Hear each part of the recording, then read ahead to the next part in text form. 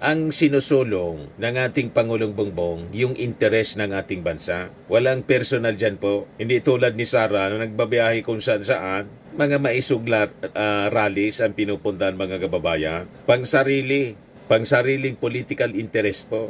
Diba? Wala man kinalaman sa ating bansa, kundi yung agenda ni Digong na bring him home at saka yung agenda niya sa 2028.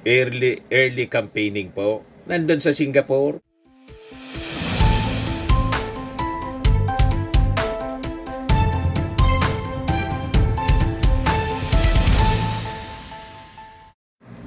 Hello po mga kababayan, si Dante Maravillas. Dito ulit tayo sa ating podcast, Life with Dante M.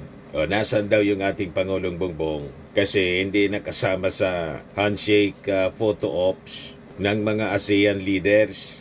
Kala naman ninyo po, yung ating Pangulo nagbulakbol na. Hindi man po siya tulad ni Sara na nasa pagbulakbol sa Singapore.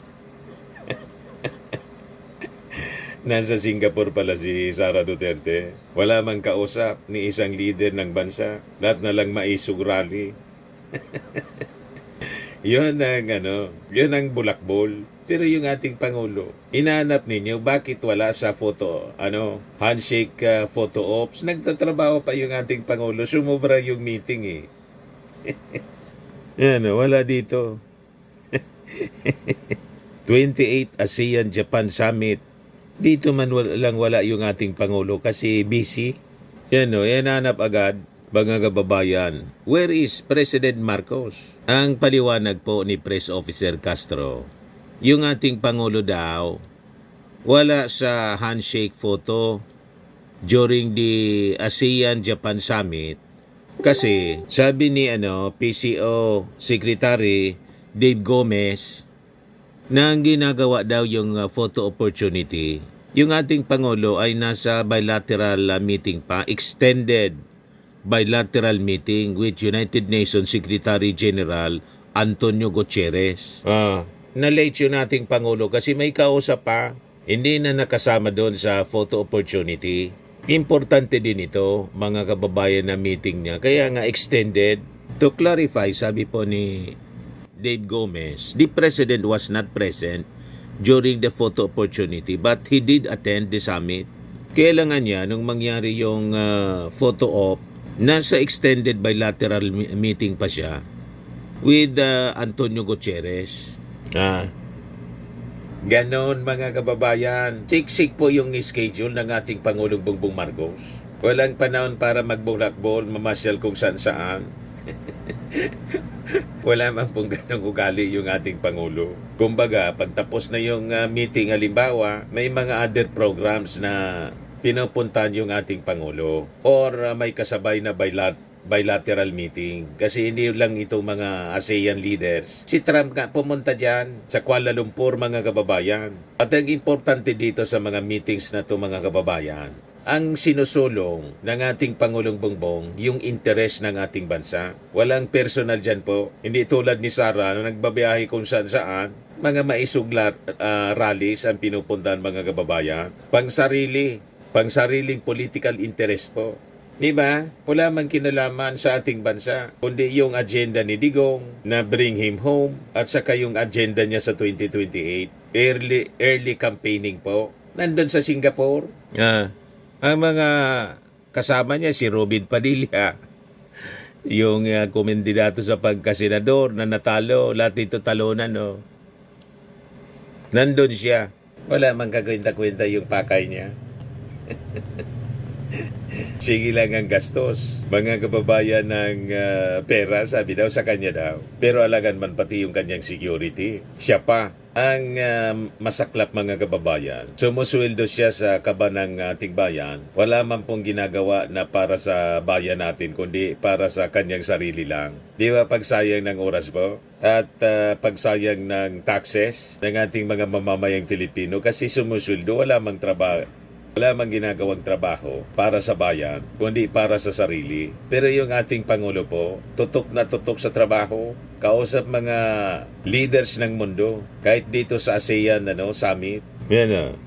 Sa kanyang ASEAN-US Summit, sinabi ng ating Pangulo na patuloy na Nabanggit niya yung patuloy na pag-atake ng China sa WPS. Sabi ng ating Pangulo, on the South China Sea, it is regrettable that incidents continue to occur in the West Philippine Sea that have put the lives of Philippine personnel in the safety of our vessels and aircraft at risk, while violates not only the Philippine sovereignty but also the traditional fishing rights of Filipinos as guaranteed by the 1982 UNCLOS in the final binding 2016 South China Sea Arbitration Award in domestic law.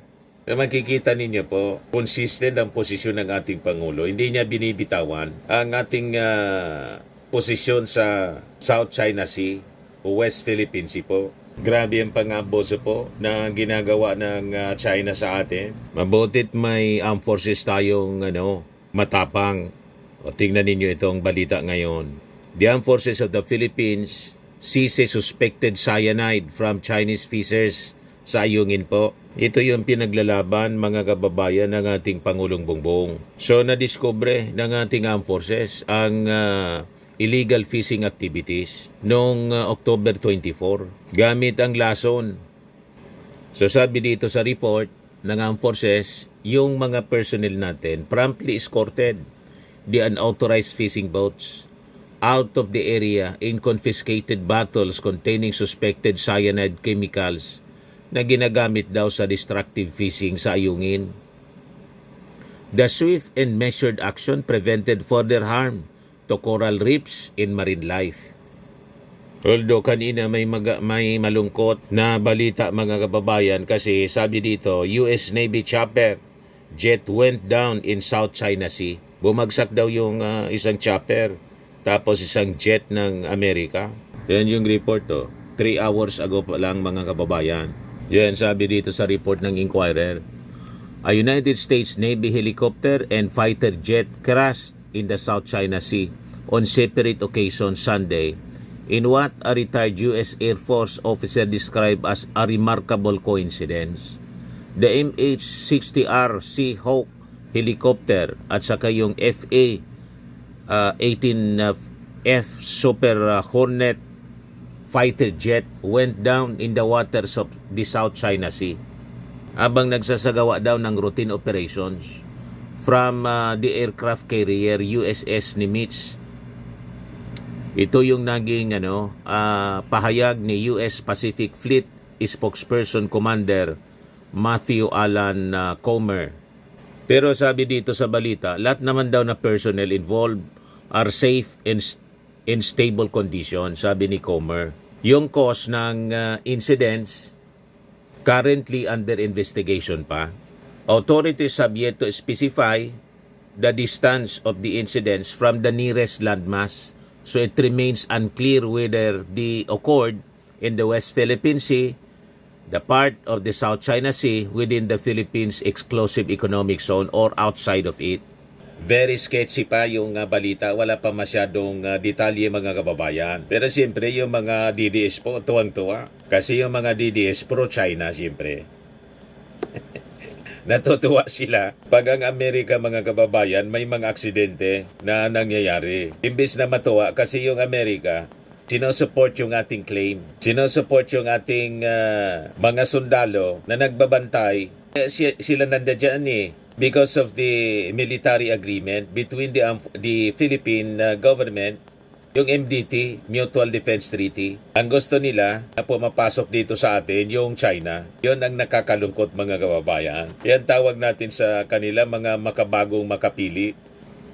Ray Powell, a retired U.S. Air Force colonel in South China Sea Monitor, noted that there does not seem to be any reliable indication or where the USS Nimitz was exactly, as military vessels are not required to activate their automatic identification systems. So sabi po ni Powell na yung insidentian niya in the region could be unprecedented. I cannot think of a time when two dissimilar aircraft launched from the same vessel had mishaps so close together in apparently unrelated incidents. Sabi po ni Powell. Anyway, anya, yung US military naman is very transparent pagdating sa mga ganyang bagay. There will be thorough investigation and the reports will be made public. Yun pa lang mga kababayan yung lumalabas na balita ngayon na ikinatuwa ng mga DDS. Sabi ng mga DDS, kita mo anya, hindi pa binabaril ng China. Bumabagsak na yung eroplano, yung fighter jet, pati helicopter. Ganon ang mindset nila. Mga reactions po. Kahit mga troll ng China, nagko-comment na dito. Mga oldie, makabago, yung nadali. Wait and see. Sabi ni November Falls, tinesting ng China, invisible weapon nila. Yan, bumagsak. So sabi dito sa report, yung mga crew ng aeroplano, ejected themselves from the vessel and were safely recovered. The crisis come as US President Donald Trump is in the region, nasa Kuala Lumpur, Malaysia po. On his first visit to Asia of his second term, and as Defense Secretary Pete Hegseth prepares to also begin a multi-country Asian tour. So anyway, antabayan na lang natin mga kababayan yung mga developments ng balitang yan. Ayan lang po ang ating short video ngayon dito sa ating Life with Dan TM. Lagi nating tatandaan po sa buhay, in life, you become what you believe. Bye-bye po. God bless.